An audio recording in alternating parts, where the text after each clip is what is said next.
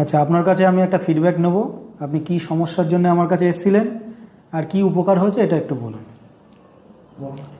আমার নাম রবীন্দ্রচন্দ্র দাস, আমার বাড়ি পায়রাডাঙ্গা। আমি আমার ব্যবসা বাণিজ্য একদমই বন্ধ হয়ে গেছিলো। তা আমার 9 মাস দোকান বন্ধ হয়ে গেছিলো। তখন আমি ইউটিউবে দেখলাম আপনার ভিডিও।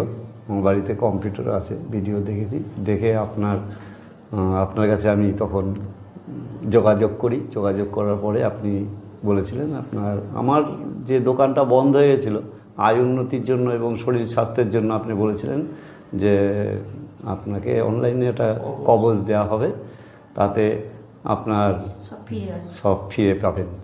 আমি কবজটা নেওয়ার পরে আমার ব্যবসা বাণিজ্য খুলতে পেরেছি, আমার আয় উন্নতি হয়েছে, মানে খুবই ভালো হয়েছে। আমার দোকান চলছে।